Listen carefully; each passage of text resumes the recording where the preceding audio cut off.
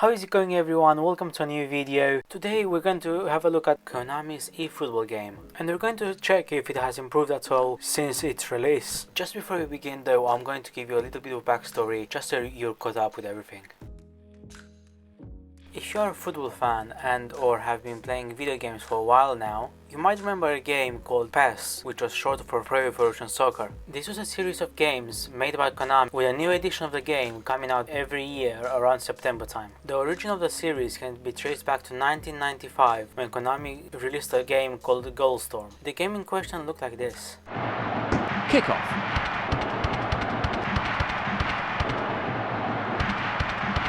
It just won't break for them. Great possession play. Although the game doesn't look great at all by today's standard, it actually looked decent for the time it was released. This game was released as a one-off game, and it became a series 3 years later when it was released as International Star Soccer Pro 98. Konami didn't actually have any licenses at this point, so you could only play with countries for the first few games, and they had to get creative with the names of the players. The game changed its name to PES in 2001, although it was known as Winning 11 in Japan and the United States. The series became more and more popular, and for a long time it was FIFA's only competitor. As the series grew, Konami got more and more licenses for teams, players and competitions. It got to a point where they got exclusive licenses, which started with a license for the Champions League and the Europa League back in 2008. For the following 9 years, PES was the only game that had these competitions available to play. More recently, they started getting exclusive licenses for teams as well, with Juventus probably being the most famous case, as FIFA had to replace them with Piemonte Calcio. The series was doing great. However, in 2020, Konami announced they were making a brand new free-to-play game which would replace Pro Evolution Soccer. They also announced that PES 2021 would be the last ever PES, and that instead of being a completely new game, it would just update the squads and the team's kits. It was promoted as being the same game as PES, but it would essentially be just one continuous update rather than a yearly release. However, the game came out and the reviews weren't great at all. The game basically only had 2 game modes, which was basically offline friendlies and online friendlies. They also threw all their partnerships out the window, as they only gave players the option of 9 teams to choose from. They had 2 big updates since, and with the history lesson over, let's find out if the current version of eFootball is better now than what it was when it first came out. So I just reinstalled the game after 2 years of not playing it, and the first thing it's doing is a live update. Not only this, but it's taking its time as well. I'm sure it's not my internet, as the game downloaded really fast. I feel like this could have easily been introduced in the game itself, so I wouldn't have to wait for the game to update itself for about 5 minutes after downloading it. Maybe I'm being too critical, especially since we didn't even start playing. We are finally in the menu, and this doesn't look very promising at all. It looks like they still haven't added any new modes. There are, however, missions which I don't remember having before, so let's see what they are. Okay, so it just looks like in-game objectives, which sort of makes sense considering the page we're on. Before we get into a game, let's get some training so we get used to the game. So the game doesn't feel too bad, not as bad as the original version at least, but then again, I've only been training for about 10 seconds. Also, I'm not sure why I'm playing as France. It's just the default team, I guess. And considering Pickford is in goal, I'm assuming I'm training against England. I do have to say that the game does look better. I'm not sure how the faces look like, but we will look at them towards the end of the video. I can confirm that the other team is indeed England, and I'm just wondering why both teams are wearing full kits in training. Anyway, I feel like I got used to the game a little bit, so let's get into a game. Okay, so it looks like we have 2 options in the authentic match mode, but for some reason the events are grayed out. And before we get into the game, I can confirm they did not add any new features. It does, however, look like they went back to their origins and they added national teams. It also looks like they added more club teams as well. Although this is much better than the original release, it's still very disappointing, as this doesn't even come close to what they had in the PES era.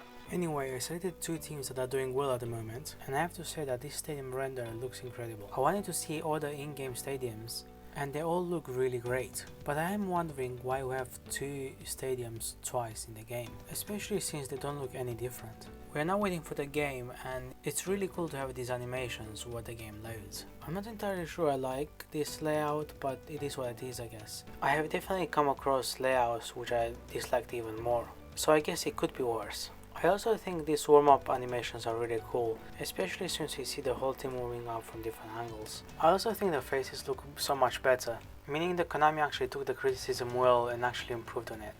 Just like mentioned in the training, the game looks great. Not only this, but it mostly feels very smooth and much more responsive compared to when the game first came out. It does, however, seem to be a little bit laggy when it comes to transitions between the gameplay and the replays. We have the first big chance of the game after 12 minutes. Luke Shaw crosses it in the box and Rashford scores from the header. I'm honestly not quite sure what this celebration is. It seems that sometimes animations are getting in the way of the gameplay. For example, I feel like the only reason this is a foul is because of animations.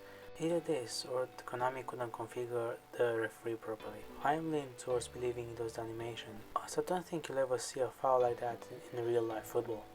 Now that I got used to the game, it seems very easy to dominate. This is a bit worrying as I only spent a few minutes in training mode and less than half a game in an actual match. With that being said though, Arsenal scored with the first shot this game. I do however manage to get back to a 2-goal advantage not long after. I'm not sure if this game has some sort of momentum feature or anything alike, but it does feel like the game became a lot easier since I went 2-0 up. One thing I did realize though is that the players are not that responsive when it comes to tackles. There is always a little bit of delay, but I guess you can argue that you can just get used to the timing, although I personally don't think that delay should be there. It feels like the tackle happens a second or two after you give the command, and that second or two is a long time when we're talking about game delay. As the players come out, I realized that there's literally no subs on the bench. I'm not sure why, but there's literally no one there, like not even the managers. And as we start the second half, I'm starting to realize that my domination is because of the game difficulty being too low. I don't think I should be winning 5-1 in the 52nd minute, especially when considering this is my first game in more than 2 years. But yeah, I will definitely check the settings. While going to the next game though, I realized that a lot of the stadium settings, such as the weather, are grayed out and you're just not able to use them. For example, I wanted to play a game in snow, but I couldn't. And this wasn't just one or two stadiums I checked pretty much all of them, but the only weather condition I had was fine. This is really disappointing considering how long the game has been out for. Not only this, but you only had 3 difficulties to choose from: beginner, regular or superstar. Everything else in between was grayed out, which again is disappointing and a little bit baffling to say the least. Anyway, I was on the regular difficulty in the last game, so I chose superstar for this game. Although I lost the game 2-0, I feel like if I spend a little bit more time on the game, then even this difficulty would be really easy to master. One massive difference I found is that my players seem to be less responsive in every area of the game. Not only the tackles, but also the passing, the shooting, the pressing, literally everything. I'm not sure if this has anything to do with the difficulty, or if I just didn't notice it in the first game, but whatever it is, it's really frustrating and almost makes the game unplayable. The refereeing is also interesting to say the least. It just seems like the opponent's getting some really soft decisions, but not much is given against the opponents. The only explanation I have for this is the change in difficulty, and I personally don't think the difficulty should change these kind of things. I also believe the online game mode is more similar to FIFA's Ultimate Team rather than simply being just friendlies. They also gifted me a 5-star 87 rated Messi. I'm not sure what the difference between the rating and the stars are, but it's still nice to have Messi on your team. I also found some player tickets, which turns out give you the players for free. I'm not sure exactly how I got this many tickets, but I do think this animation looks really cool. I did end up claiming all of my tickets, and this is the first player that I'm unpacking. And it turns out to be Thorgan Hazard, who is rated 78. I also found a list of players which you can buy using points. I'm not sure whether these points are some sort of experience points, or if you need to buy them using real life money. With this out of the way though, it seems that we have Man United kits. I'm not entirely sure why, but here we go anyway. I managed to set up my team and this is how it looks like. Okay, so it actually looks like this online mode actually has a few modes within. It looks like the eFootball League is just Konami's equivalent of the Seasons mode. However, I went to events and they actually have a few different ones. Okay, so this looks like some sort of cup competition, so I'm just going to enter it and see what happens. And it seems my first challenge is to score at least 1 goal in 5 matches. Okay, so the waiting time actually seems to be a little long as well. And while waiting, I started to wonder what the collective strength actually means. I'm also wondering why I'm playing as Manchester United. Perhaps it is because I played as them in the first game. It looks like we're playing against Arsenal again, but although we're using the Manchester United and Arsenal kits, it does seem like we're using our own players. Also, I don't think I played badly, but this was the result. Lastly, let's look at the players' faces, as this was a big issue for the game when it first came out. So Laurie doesn't actually look that bad.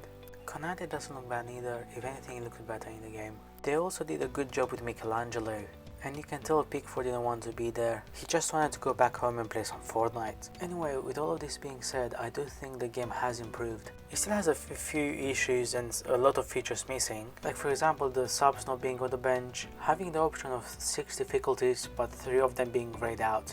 Missing on very basic game modes which PES had before, such as the Cup mode, Master League, the League mode, which should be basic to any football game really. Also, like mentioned before, sometimes the animations make the game a bit unresponsive, and it seems they sometimes interfere with the referee's decisions, which sometimes make some really questionable decisions. This is especially true in the Superstar difficulty as well as in the online mode. Although this is not necessarily an issue or a problem, I still find it strange how some stadiums are in the game twice. I'd understand if there was something different about them, but they just seem to be the exact same. Overall though, the game is much better. It just lives in the shadow of the great game it used to be. Mainly because this game feels like a demo, which is disappointing, especially if you think about the fact Konami started working on this game in 2019, and now 4 years later we still have an incomplete game. If I had to give this game a rating, I couldn't give it higher than a 5 out of 10. Even if we don't take PES into consideration, 4 years for an incomplete game is extremely disappointing to say the least.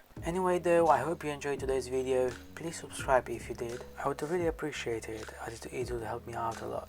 But this is it for now. See you in next week's video.